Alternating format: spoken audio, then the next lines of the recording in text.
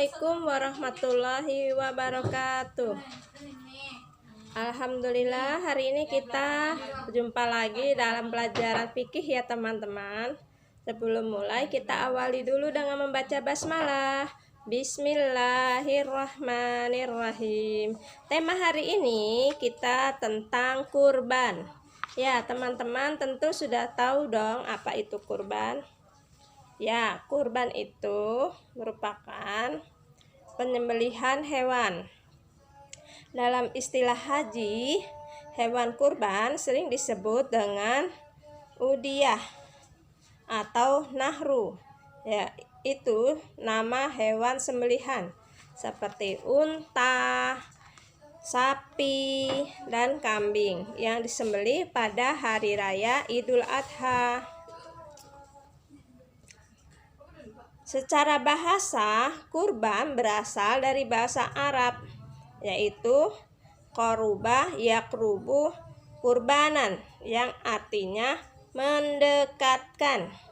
Sedangkan menurut istilah, kurban adalah menyembelih binatang kurban, seperti unta, sapi, atau kambing, yang bertujuan mendekatkan diri kepada Allah Subhanahu wa Ta'ala sebagai ungkapan rasa syukur atas segala nikmat yang telah diberikan Allah Subhanahu wa Ta'ala.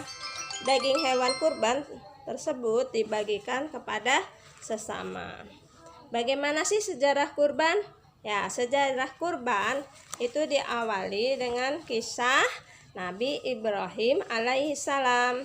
Ya, pada saat itu Nabi Ibrahim alaihissalam bermimpi menyembelih anaknya. Kemudian ia kemukakan kepada anaknya bahwa ia telah bermimpi, dan anaknya menjawab dengan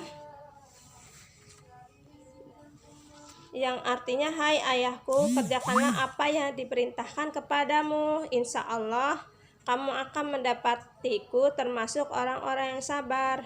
Nah, itu semua ada di dalam surat As-Saffat ayat 102. Ya, jadi Nabi Ibrahim alaihissalam diuji mentalnya untuk menyembelih anaknya. Pada saat itu Nabi Ibrahim alaihissalam mendapatkan gunjingan dari kaum kafir, di mana orang kafir itu mencemoohnya dengan berkata, "Wah, si Ibrahim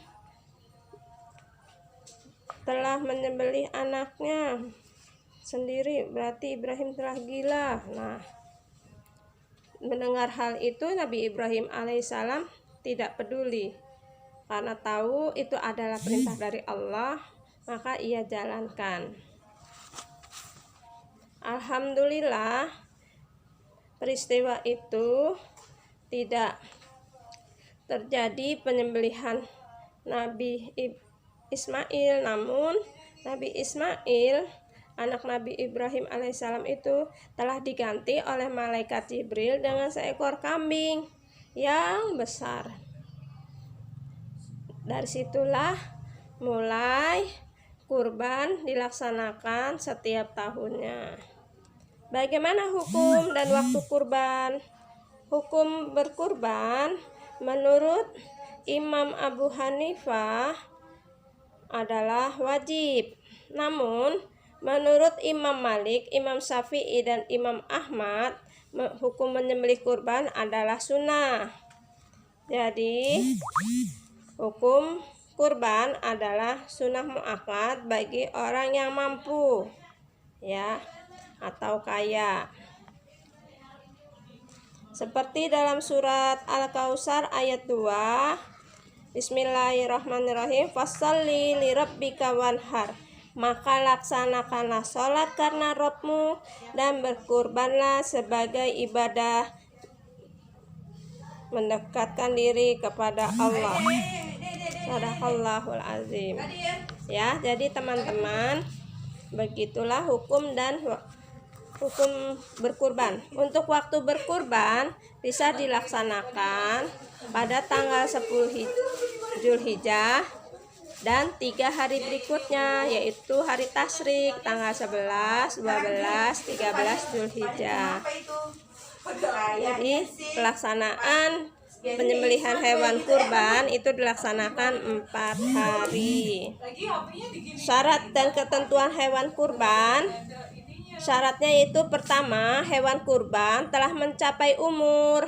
Yang kedua, hewan kurban tidak sakit dan tidak kurus. Yang ketiga, hewan kurban tidak tenggelam biji matanya dan tidak cacat. Nah, jadi berbeda dengan hewan yang akan disembelih untuk dimakan sehari-hari.